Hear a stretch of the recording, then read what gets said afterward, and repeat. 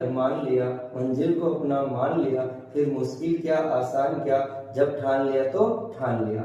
Shri Shyam coaching classes में आप सभी का हार्दिक अभिनंदन करता हूँ। मैं प्रहलाद धाकड़ आज से आपके लिए कक्षा 5 की नवोदय की क्लासेस स्टार्ट करने वाला हूँ। सबसे पहले आज हम एग्जाम की संरचना के बारे में जानकारी लेंगे कि हमारा जो एग्जाम होगा नवोदय का कितने नंबर का होगा, कितने समय का होगा, कौन कौन से सब्जेक्ट आएगी, कुल कितने प्रश्न आएंगे। सबसे पहले अपन इसकी जानकारी लेते हैं। तो देखो अपन बात करेंगे परीक्षा की संरचना यानी कि एग्जाम का पैटर्न कैसा होगा। सबसे पहली बात अपने जो पेपर होगा वो कितने नंबर का होगा, तो ये होगा आपके 100 नंबर का। फिर आपको इसमें समय कितना मिलेगा, तो 2 घंटे का समय मिलेगा। कितना समय मिलेगा आपको, 2 घंटे का। फिर आपके माइंड में एक और बात आनी चाहिए कि कुल प्रश्न कितने आएंगे, तो अपने कुल प्रश्न आएंगे 80। कुल प्रश्न 80 होंगे, 100 नंबर का पेपर होगा, समय कितना मिलेगा, 2 घंटे का। अब ये भी तो पता चलना चाहिए कि सब्जेक्ट कौन कौन सी है, तो इसमें आपके 3 सब्जेक्ट आएगी। कितने आएगी बच्चों, 3 सब्जेक्ट। पहली सब्जेक्ट आएगी आपके मानसिक योग्यता परीक्षण, यानी कि इसमें आपको आकृतियों से संबंधित प्रश्न पूछेगा और इसके कितने प्रश्न आएंगे टोटल, तो आपके 40 प्रश्न आएंगे। कितने प्रश्न आएंगे आपके, 40। फिर दूसरे नंबर पे आपके आएगा अंकगणित परीक्षण, यानी कि इसमें गणित से संबंधित प्रश्न आएंगे और ये कितने प्रश्न आएंगे आपके, टोटल 20 प्रश्न आएंगे। फिर आपके तीसरे नंबर पर लैंग्वेज परीक्षण यानी कि भाषा संबंधित प्रश्न आएंगे और उसमें हिंदी के प्रश्न आएंगे। जैसे इसमें आपको हिंदी में अनुच्छेद देगा और एक अनुच्छेद के 4 या 5 प्रश्न पूछता है और ये कितने प्रश्न आएंगे आपको, टोटल 20। तो इस प्रकार कुल मिलाकर आपके नवोदय में कितने प्रश्न आएंगे, तो 80। कितने नंबर का पेपर होगा, 100 नंबर का। समय कितना मिलेगा, 2 घंटे का। कौन कौन सी सब्जेक्ट आएगी, एक तो आएगी मानसिक योग्यता परीक्षण यानी कि इसमें आकृतियों के प्रश्न आएंगे और दूसरे नंबर पे आएंगे आपके गणित से संबंधित प्रश्न और तीसरे आएंगे आपके हिंदी से संबंधित प्रश्न।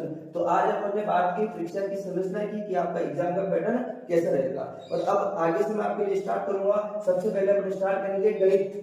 सबसे पहले स्टार्ट करेंगे अपन गणित, उसके बाद अपन स्टार्ट करेंगे मानसिक योग्यता परीक्षण और लास्ट में पढ़ेंगे अपन हिंदी। तो अपन सबसे पहले अब अपन स्टार्ट करते हैं अंकगणित परीक्षण। जैसे कि मैंने बताया कि जो अंकगणित परीक्षण है उसके कितने प्रश्न आएंगे, 20। और अब अपन अंकगणित परीक्षण में पहले चैप्टर की शुरुआत करते हैं और अपने पहले चैप्टर का नाम है संख्या एवं संख्यात्मक पद्धति यानी कि नंबर एंड न्यूमेरिक सिस्टम। और इसमें अपन सबसे पहले पढ़ेंगे कि संख्याओं को लिखने व पढ़ने की प्रणाली कितनी है, यानी कि अपन संख्या को कितना तरीके से लिख सकते हैं और कितने तरीके से अपन संख्याओं को पढ़ सकते हैं। तो संख्याओं को लिखने और पढ़ने की प्रणालियां है टोटल तो कितनी है, 3 प्रणालियां है। और अब देखिए, अब देखो 3 प्रणालियां कौन कौन सी है। तो इसमें पहली प्रणाली है भारतीय गणना प्रणाली और दूसरी प्रणाली है अंतरराष्ट्रीय गणना प्रणाली और तीसरी है रोमन प्रणाली। यानी कि संख्याओं को लिखने और पढ़ने की प्रणालियों की बात करें तो कितने तरीके से लिख सकते हैं अपन, 3 तरीके से। नंबर 1 भारतीय गणना प्रणाली, नंबर 2 अंतरराष्ट्रीय गणना प्रणाली और नंबर 3 है रोमन प्रणाली। और अगर अपन बात करें कि तीनों में सबसे इंपोर्टेंट कौन सी है, तो अपने लिए सबसे इंपोर्टेंट है भारतीय गणना प्रणाली। कौन सी इंपोर्टेंट है, भारतीय गणना प्रणाली। तो अपन सबसे पहले पढ़ेंगे भारतीय गणना प्रणाली और भारतीय गणना प्रणाली में ही अपन पढ़ेंगे एक तो स्थानीय मान, एक जातीय मान। अब अपन बात करते हैं भारतीय गणना प्रणाली की। इसकी बात करते हैं अपन भारतीय गणना प्रणाली। सबसे पहले अपन इसमें बात करते हैं कि जो भारतीय गणना प्रणाली है इसके नाम क्या क्या है। इसके 2 अन्य नाम भी है। एक तो अपन इस भारतीय गणना प्रणाली को अपन दार्शनिक प्रणाली भी बोलते हैं। क्या बोलते हैं इसको, दार्शनिक प्रणाली। और इसी का एक और नाम है, इसको बोलते हैं अपन हिंदू अरबी गणना प्रणाली। यानी कि जो भारतीय गणना प्रणाली है इसके अन्य 2 नाम भी है। एक नाम क्या है इसका, दार्शनिक प्रणाली। क्यों है, क्योंकि इसमें अपन दशमलव संख्याओं का प्रयोग करेंगे। और दूसरा है हिंदू अरबी गणना प्रणाली। क्यों, क्योंकि अपन इसमें हिंदू अरबी अंक का प्रयोग करेंगे। इसलिए भारतीय गणना प्रणाली को अपन दार्शनिक प्रणाली और हिंदू अरबी गणना प्रणाली भी बोलते हैं।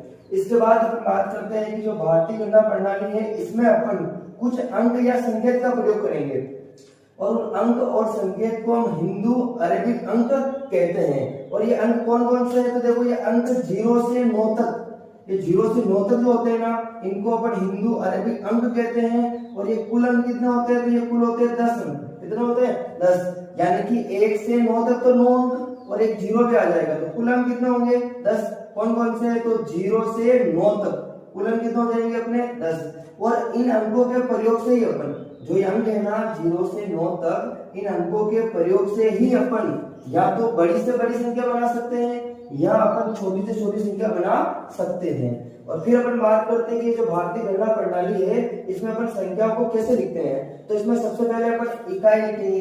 कौन सा लिखेंगे? इकाई का अंक यानी कि ऑन्स। फिर अपन लिखेंगे दहाई का अंक यानी कि टेंस। फिर अपन लिखेंगे सैकड़ा का अंक यानी कि 100। फिर अपन लिखेंगे हजार का अंक यानी कि 1000। फिर अपन लिखेंगे 10,000 यानी कि 10,000। फिर अपन लिखेंगे लाख 1 लाख। फिर 10 लाख यानी कि 10 लाख और फिर करोड़। जहां तक अपन इन संकेतों का प्रयोग भारतीय गणना प्रणाली में करते हैं। एक बार वापस देखते हैं अपन भारतीय जो गणना प्रणाली है इसके अन्य नाम कौन कौन से। तो नंबर 1 दार्शनिक प्रणाली, क्योंकि दशमलव का प्रयोग करेंगे। नंबर 2 हिंदू अरबी गणना प्रणाली, हिंदू अरबी गणना प्रणाली, क्योंकि अपन इसमें हिंदू अरबी अंक का प्रयोग करेंगे। अब देखो ये इस भारतीय गणना प्रणाली में अपन कुछ अंक या संकेत का प्रयोग करते हैं, इनको अपन हिंदू अरबी अंक कहते हैं। और ये अंक कहां से कहां तक होते हैं? तो 0 से 9 तक के अंक होते हैं। और कुल अंक कितने होते हैं? तो ये 10। और इन अंकों के प्रयोग से ही अपन बड़ी से बड़ी तथा छोटी से छोटी संख्या बना सकते हैं। और इस प्रणाली में जो अपन संख्याओं को लिखते हैं ना, इसके लिए अपन इकाई, दहाई, सैकड़ा, हजार, 10,000, लाख, 10 लाख, करोड़ इत्यादि संकेतों का प्रयोग अपन करते हैं। अब अपन इसके कुछ उदाहरण देखेंगे और अपन ये भी देखेंगे कि भारतीय गणना प्रणाली में अपन और क्या। अब अपन भारतीय गणना प्रणाली में उदाहरण को समझते हैं। भारतीय गणना प्रणाली में कैसे लिखते हैं और कैसे पढ़ते हैं अपन। जैसा हमें एक संख्या देखती है, इस संख्या को अपन भारतीय गणना प्रणाली में लिखेंगे और इसको पढ़ेंगे। देखो पढ़ते कैसे।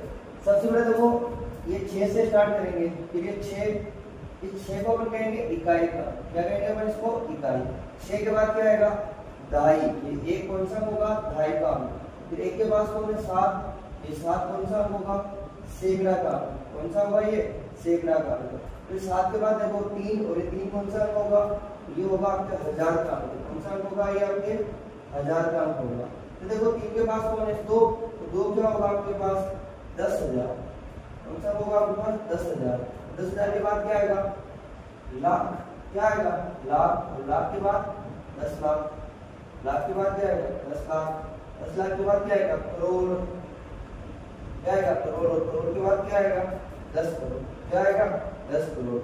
इस संख्या को अपन ऐसे लिखते हैं। कैसे लिखेंगे? सबसे पहले देखो ये इकाई, दहाई, सैकड़ा, हजार, 10,000, लाख, 10 लाख, करोड़, 10 करोड़। अब कैसे लिखेंगे? देखो कितना हो गया ये हो गया 43 करोड़, 25 लाख, 23,716। ऐसे पढ़ेंगे अपन। देखो कैसे लिखते हैं अपन इसको? 43 करोड़, 43 करोड़, 43 करोड़, 25 लाख, 43 करोड़, 25 लाख, 23,000, 23,000 कितना? 716। 716। तो अपन एक उदाहरण की बात की कि भारतीय गणना प्रणाली में उदाहरण को कैसे पढ़ते हैं और कैसे लिखते हैं। अब अपन इसके ऊपर 1-2 प्रश्न करेंगे, फिर अपन पढ़ेंगे भारतीय गणना प्रणाली में और क्या क्या अपन पढ़ते हैं। चलो अब अपन एक प्रश्न की बात करते हैं।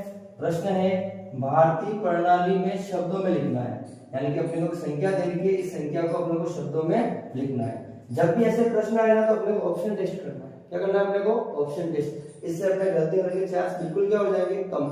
जैसे देखो पहले अपन संख्या को देखते हैं कि संख्या कितनी है। जैसे देखो इकाई, दहाई, सैकड़ा, हजार, 10,000, यानी कि इसमें कितने हैं टोटल? 10,000 है। कितने? 10,000। यानी कि अपन इसको गिनेंगे कितना हो जाएगा? 95,876। अब ऑप्शन में देखो पहला ऑप्शन है 9,876। क्या 9,000 है? नहीं है। कितना है ये? इकाई, दहाई, सैकड़ा, हजार, 10,000 है। 9,000 नहीं, 10,000 से ऊपर है। ये पहला ऑप्शन अपना क्या हो गया? गलत। अब देखो दूसरा ऑप्शन देखो। दूसरा ऑप्शन देखो 95 लाख है। कहाँ 95 लाख आ रहे हैं? अभी अपन ने देखे इकाई, दहाई, सैकड़ा, हजार, 10,000 आ रहे हैं। क्या लाख में आ रहे हैं? नहीं आ रहे। तो ये ऑप्शन भी क्या हो गया अपना? गलत। फिर देखो ये ऑप्शन देखो 95,876। वापस देखो इधर इकाई, दहाई, सैकड़ा, हजार, 10,000, यानी कितना हो गया? 95,876। तो कौन सा ऑप्शन सही होगा अपना? तीसरा ऑप्शन। अगर आप इसे ऑप्शन टेस्ट से करोगे तो आपके गलती होने के चांस बिल्कुल क्या रहेंगे? कम। अब देखो अब जो है अपन ये जो भारतीय गणना प्रणाली है ना, इस भारतीय गणना प्रणाली में एक तो अपन पढ़ेंगे स्थानीय मान। क्या पढ़ेंगे अपन?